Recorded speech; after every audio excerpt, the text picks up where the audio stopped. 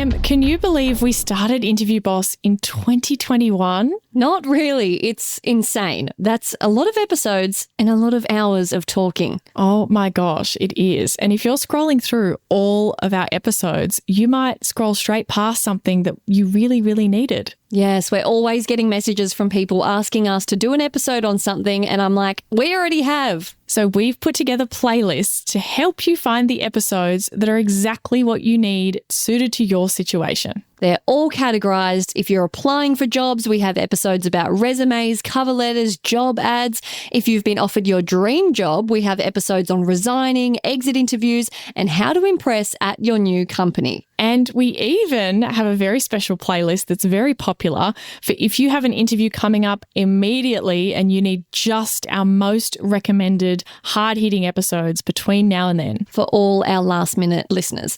It's all there for you. You can browse by category and check out all the playlists at interviewboss.com.au/podcast.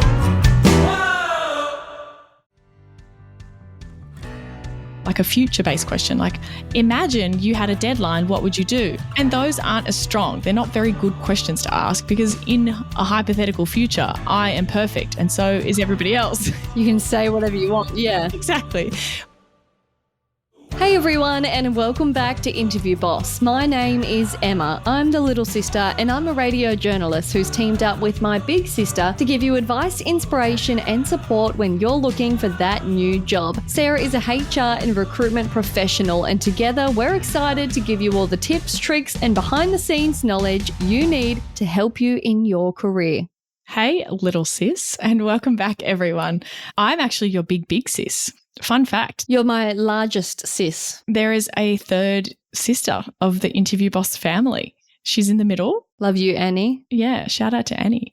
But there you go, fun fact. I wonder when you said that, did everybody already know that I was the older one? Surely. Yeah, because we always say older, younger sister banter. But fun fact, there is 8 years between Sarah and I. It's quite a long time. Sometimes when we're out in public or people see photos, they're like, oh my God, are you twins? And we're like, what? And then I'm like, I'm offended that you think I look 31. Yeah, but maybe I just look young. 24. Yeah, you don't maybe. necessarily look old. Maybe I just look very youthful. Youthful, the fountain of youth. You drink from it. Anyway, who are we giving a big fat Interview Boss shoot your shot shout out to this week? To Colton, who bought us 10 coffees. That is going to keep me caffeinated for 2 whole weeks. That is so generous. Wow. Colton said, thank you all for your support through the interview process. I stumbled upon your profile because I was trying to find a way not to feel guilty when going to the gym instead of applying to jobs. Sometimes I just didn't have the strength to keep applying to jobs, but I knew I could turn on your podcast so I could keep moving the needle forward. What I didn't realize is that over the months of listening to just about every possible episode, I was ready for the interview process and could go forward confidently. I just got done with 6 rounds of interviews for 1 job and am one of the final 2 being considered for the position. I know how to follow up. I knew what to listen to before and after the interviews, how decisions are made behind the scenes, the psychology tips and tricks, dealing with the mental anguish of the job search. I'm so grateful for you, and just know that every time I was feeling anxious or in my head, your podcast brought me back to the present. Thank you, Colton. Oh, this is so sweet. It's just my favorite messaging in this is that so true. If you're in the job search, but you're not ready to be actively practicing your answers and writing things down and updating your resume, if you're you can just put us on as osmosis in the background and gently encourage you and build you up. And then by the time you are ready, you've got so much background knowledge.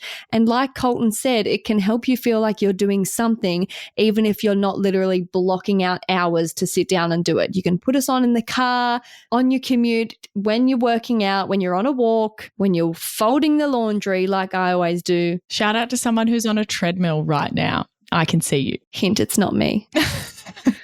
Oh, I thought you meant it's you because you just bought a little under-desk treadmill. I was just trying to be creepy in someone's ear who's on a treadmill and they're now smiling like an idiot in the gym, and it's really funny. I was just thinking about them right now on a treadmill somewhere across the world. Yeah, I did. I bought a walking pad to go under my standing desk. Spoiler alert, I love it. It's amazing. It's great. Have you been using it enough? Yeah, like it helps me do stuff that I'm avoiding actually, because I'm like, oh, I can like go for a walk and reply to those emails at the same time. And it makes me feel like I'm hacking the system or something. And I think that's really relevant to what Colton said, actually. What a great little segue. Is that like you sometimes don't feel like applying for jobs or updating your CV or whatever.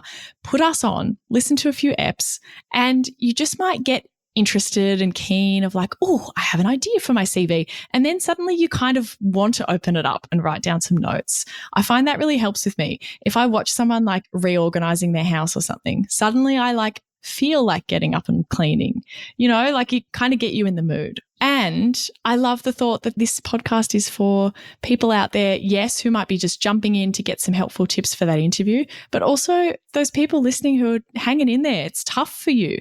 And not every episode is going to be relevant, but we want to make so many so that there's just some content for you to listen to, something new to keep you going. You can go back all through the episodes. And I like that they don't all have to be relevant. They're just like positive job-related topics. So good. If you need a little bit of help in your interview preparation and the podcast just isn't enough, you're hungry for more, check out Sarah's one-on-one sessions.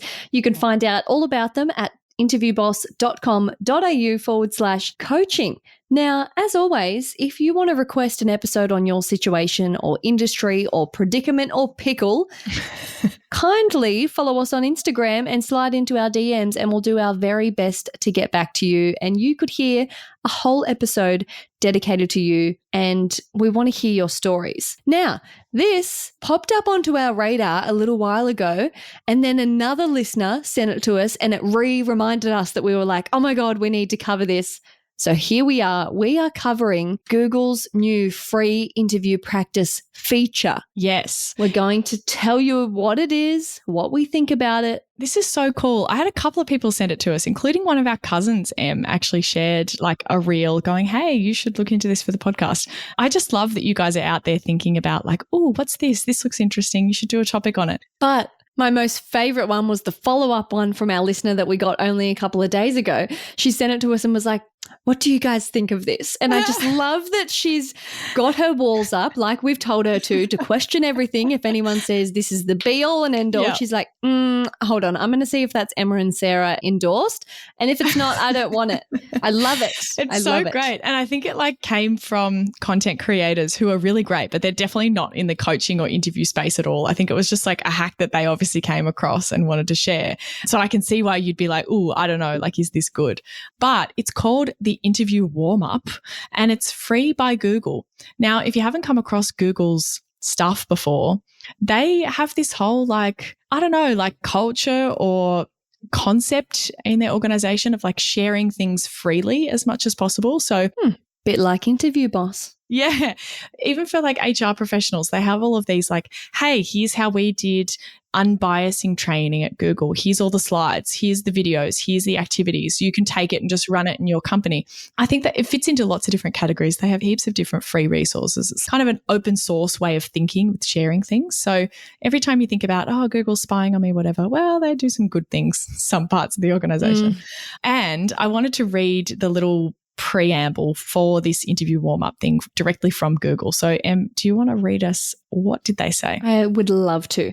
So they say, just as important as learning the skills to perform a new job is learning the skills to land that job.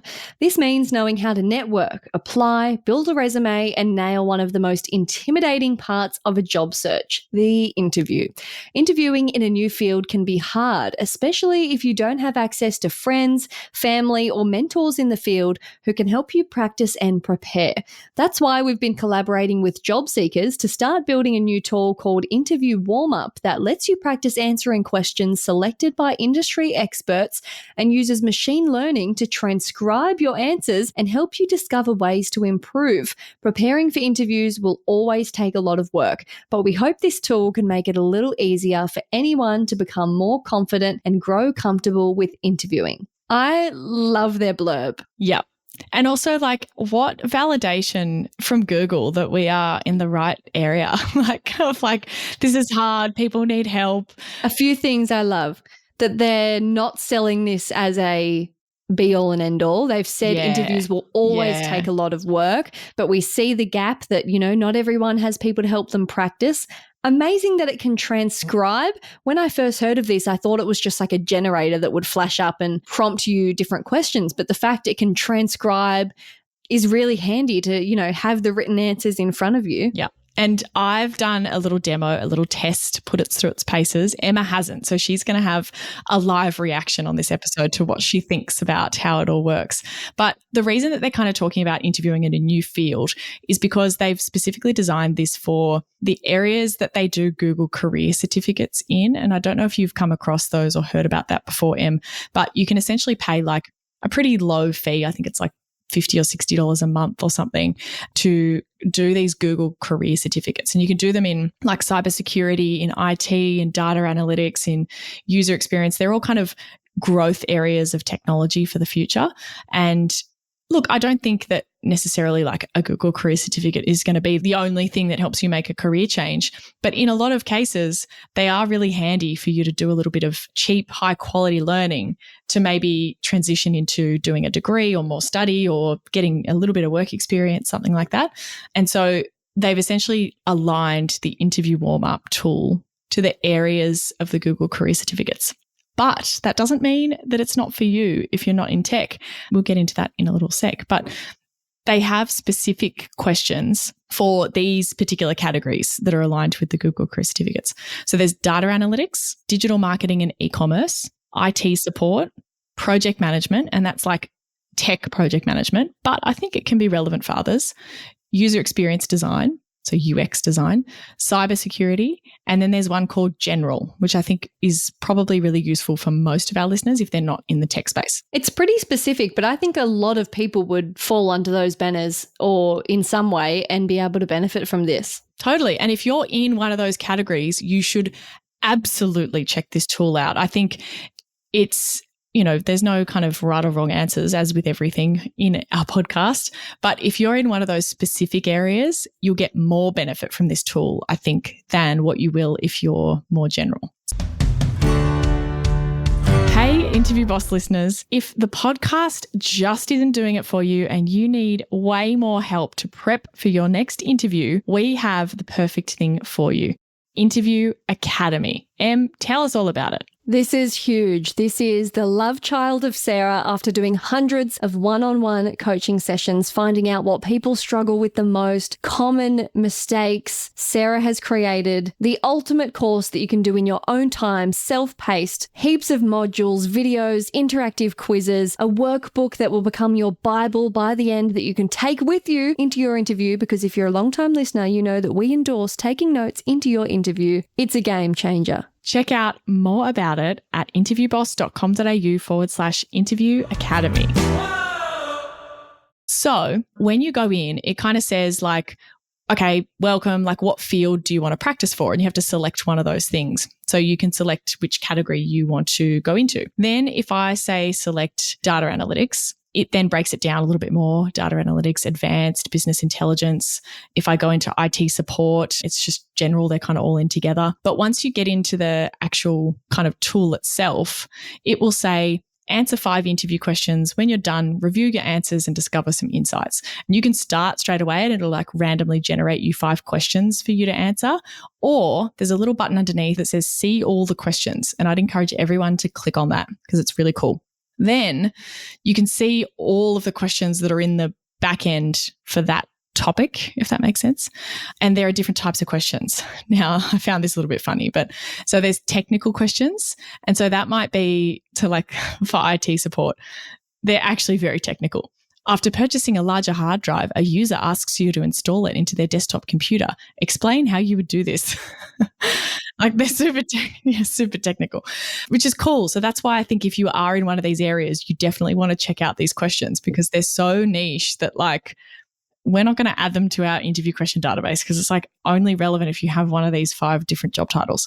So you can look through all the technical ones. Then they've got like what they call background questions, which are kind of like, what are you looking for in your next job? What are your career goals? I would call those maybe like motivational or something like that, or maybe like an about you question. Just different language though. The curious part is they have situational questions. Now, what do you think of when I say situational questions? Tell me what the situation was and what you did about it. Like, as in, tell me about a time when? Yes. Yeah, I call those behavioral. And like, again, so does most of the rest of the world. Google apparently doesn't. Google calls those situational. The thing is, though, there's a different kind of question because there's tell me about a time when you had a deadline and you whatever. Then there's a hypothetical, like a future-based question, like imagine you had a deadline, what would you do? And those aren't as strong. They're not very good questions to ask because in a hypothetical future, I am perfect and so is everybody else. You can say whatever you want. Yeah. Exactly. When you're telling me to actually say something about the past, it's harder to kind of make that up with as much detail as what you'd need to do. So there's situational and then there's behavioral questions. And if you've got our interview question database, you would know that already. But Google kind of lumps these together. So they've got, tell me about a time you made a mistake as a situational question. But then they've also got, you were helping a customer when an executive comes in. How would you handle that situation? I think that's a little bit confusing. But anyway, little note there for Google if they want to improve their tool. I think they should differentiate between those 2 different types. But you can browse their question library and actually practice a particular question. Like if you open up the project management one and you really like this question that says, please share a time you set a goal and then achieved it, you can actually pick that one that you want to go and practice in particular, if you like. Now, under the general category, which again, if you're not under one of these specific types of roles, you'll probably be picking general. There's not as many in the question bank. Like there's maybe a quarter less questions in the question bank than for the others. How many are we talking though? Like still scroll worthy or only like 10? No, it's still scroll worthy, maybe 20 off the top of my head, but the others would have like 60 or something because they have technical questions and it's like heaps of different ones. Oh my God, I just saw on the screen, the number is right in front of me. I was wrong. It's actually 14. And I clearly am not very good at estimating numbers, but we already knew that. What are your thoughts on the general questions? Do they look good and like pretty, spot on? Yeah, definitely. And so they've got like background questions. Can you tell me a bit about yourself? What are your career goals? What are you looking for in your next job? So they're very relevant. Then you've got situational. Tell me about a time you made a mistake. How did you communicate that mistake? Now, I actually went through a real live like practice. I pretended like I was genuinely really practicing for an interview. Now, side note, I'm not very good at interviewing when I'm just completely on the spot and I haven't practiced and I haven't researched. And you're making it up. Yeah. And I was using real examples like from my actual career. It's just that I hadn't like rehearsed of like, what am I doing here? I hadn't researched. I was just literally interviewing on the spot and I was really bad. And I just thought I'd like reflect on that to be, even if you do this all the time and you're constantly giving people advice on how to make their answers better, you need to practice. You need to refresh yourself. It's so hard to just like randomly go out there and nail an interview. So I went and did some general questions and I genuinely responded to them all and I did all 5. So when you start, it brings up a question and it gives you a second to read it. Then once you've read it, you press go, like I'm ready to actually answer it. Now you can actually type it out as if you were going to respond in typing.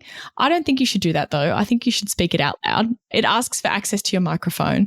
And if you give it permission, then you can just say your answer out loud and then you tell it done when you stopped and it's transcribing what you're saying. The good thing is it doesn't put your words on the screen as you're speaking them. Does that make sense? Like you can't see it typing your answers as you go through, which means that it's not distracting you and you can just focus on saying it out loud and then pressing next. Now, it encourages you to finish all 5 before you go back and review your answers again, which I really like because I don't want you to like get stuck obsessing about that question. Just like do a couple more and then go back and have a look.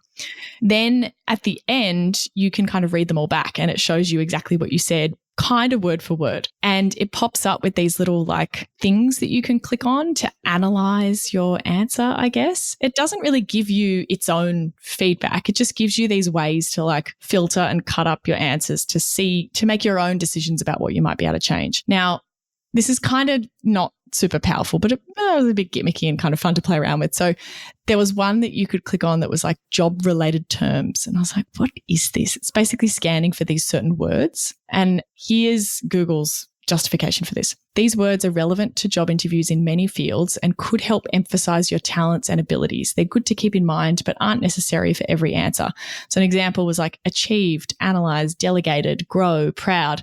They're just, I guess, keywords, buzzwords, I don't know. But I think this could be helpful if someone particularly struggles to find the words, like get their words out. Someone who maybe is really brief in their answers, it might help them to prompt them to remember, like, yeah, I delegate like an action word of what they did. It might be a nice prompt, but it doesn't mean you need to word vomit and make sure you're saying all of those.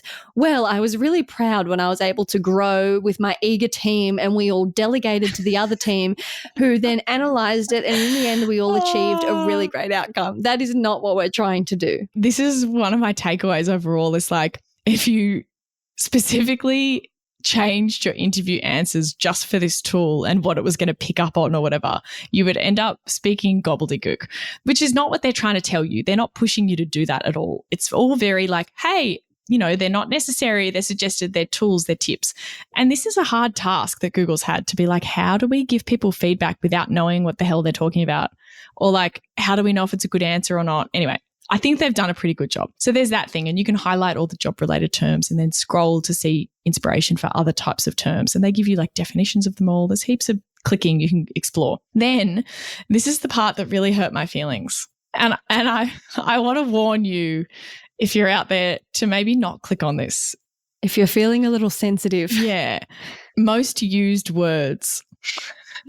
These are words you've used 3 or more times, and they said in brackets, not necessarily a bad thing. Again, I like how Google's doing this. They're disclaimering themselves a lot, which is great. Now, it highlighted all the times I said really, which is lots. I say really, lots and lots, and I really, really, really like the word really. And then in a different answer, it was the word very. I was like, very, very, very. Interesting. I'm trying to think if that's in my subconscious that you do say that, or if that's a surprise to me. Well, that's what I mean. It's going to point out stuff that you didn't maybe already know about yourself, and then you might get weird about it and be like, oh my God, I say really so much, and then you'll be so hung up on not saying really too many times. Yeah, I've never noticed you saying that. So like, and I bet there's listeners out there being like, that's Sarah's favourite word. She says really all the time. And like, the thing is, it's just not that important if you're saying certain words, even if it's or like or whatever. The exact specific words that you use are not important. It's the messaging. Now, if you've already nailed all of your messaging and everything's perfect and you're ready to take it to the next level, sure, maybe you can start thinking about filler words and like things that you repeat too much. But if you have a tendency to obsess about these things or get your feelings hurt, I literally clicked on it and was like, oh, because it highlights all the words in your paragraph, and you just see how like, wow, that was really not necessary for me to say really that many times. So maybe just skip that part. Then the third bit that you can kind of click on and drill down into is what it calls talking points. You can then filter it again underneath talking points. It looks for experience, skills, lessons learned, goals, interests, examples. And so it's kind of looking for, here's the result at the end of the story that I'm telling. Now, I found this bit probably the worst in terms of like functionality of like actually doing very well, but look, good, very like iterative. I'm sure this stuff will get better. But when I did actually talk about the results in one of my answers, it didn't pick that up. It didn't come up when I clicked on results. So it doesn't really know how to pull out whether it's a result or not, maybe unless you said the word results. And again, and in the end, the result was. Yeah. And again, you shouldn't need to do that. Like practice for an AI tool like this, like you know yourself, seeing your words written down, whether you said the result or not. I think really that's the major benefit. Rather than clicking through all these different things and looking at what it says, just read your answer back to yourself and have a think about, did you tell the story well? Compare it to your notes version. Is there anything you missed out? I want you to reflect yourself. Don't rely on Google to tell you whether it was a good answer or not. I want you to think, did I do that situation justice? Did I do that story justice? And being able to see your words written down exactly as you said them, really cool. and very helpful. It's actually something that I recommend people do when they practice, is turn on your like voice dictation on your phone and say your answers out loud, and then afterwards have a look at it and see how you did. So this is a great tool for you to be able to do that. Now, even the voice to text kind of thing made a couple of mistakes. I've got these written down. I wanted to see whether you could work out maybe what I was actually trying to say here. I can, yes, I can tell. So it said male merge, but spelt M-A-L-E merge, as in the gender, male merge. Male merge. All the males were merging to the right-hand side of the office. And obviously I meant a mail merge, M-A-I-L. Like email, yeah. Yeah, the kind of thing you do in Microsoft Word or whatever. And then this one I wasn't sure about. I'm sure there were more mistakes. These are just two that I found. Tell it what it said. It said the more analytical side of HIV recruitment. I'm going to go out a limb here and say that you said HR recruitment. Yes. HIV is an illness. And I would have said HR and recruitment, and it just obviously somehow interpreted that as HIV recruitment. Look, maybe you mumbled. This isn't unusual. Like, we use transcription software a lot with the podcast, and it very often makes little mistakes like this. This is very normal. I just wanted to throw those in there because I thought as you're going through, you'll probably find like, oh, I didn't say that. And it will make mistakes as you're going through. But based on everything we've gone through and like me talking you through my little demo, what do you reckon? I think it's great. I think it's great, particularly if you sit down, you binge Interview Boss, you download all of our templates, you've got your best bits, you've like done all the groundwork, and it's just in the days leading up to it and you just want to be practicing your answers. You've got your stories and you literally just want to go robotic over and over, practicing your answers so they sound amazing. I think this would be perfect, especially like it said, when you don't always have friends or family or you're nervous to do that. Boom, sit in front of the computer for an hour. And I love that it transcribes, because then you can keep that and then, workshop and compare, print them off and then take those notes in with you. I think it's a great tool when used right. But I think if you're logging onto this going, let's hope this, saves me in all of my preparation, you're not going to have much luck. Yeah, you nailed it. I think that's a perfect summary. And the only thing I think I would add is like some extra ways that you might be able to use this. So I think if you're in one of those areas like IT support or tech project management or whatever, you'll be able to get the most out of like the automated kind of questions and the question bank that it actually has. But if you're not, I want to throw this suggestion out to you. Yes, some of the buttons depended on the type of question it was asking you. So for example, if it was a situational, aka behavioral question, it then said, can I detect where you put the results? But that's not super important to the tool. So I think if it doesn't have the questions that you're trying to practice for, put in your own questions. And when it pops up on the screen and says, this is the question you're answering, ignore that and just answer a different question. It's about that practicing. Yeah. And write down somewhere, I'm going to answer 1, 2, 3, 4, 5 of my own made up questions, maybe from our interview question database or questions from the job description that you've come up with. Go and listen to our how to predict what they're going to ask and come up with your own 5. When it pops up, answer one of those. And then at the end, you can just see the transcription. Like, you can use the tool for what it's got and not worry about it giving you good questions. So check it out. And we want to know what you thought. Is it helpful? Is it useful? Are you like a Google fan person now after having used this tool? We are pretty stoked. I think it's an awesome thing to have up your sleeve. Thanks so much for listening to Interview Boss. If you like hearing the sound of our voices, hit that follow button in Apple or Spotify, or better yet, share this podcast with somebody who might need us. That's how we can hit the charts, and we have heaps of times, and we can help even more people who discover us and use all of our wonderful content. For more advice, inspiration, some savable content, and heaps of tips and tricks, check us out on Instagram at Interview Boss and chuck us a follow, would ya?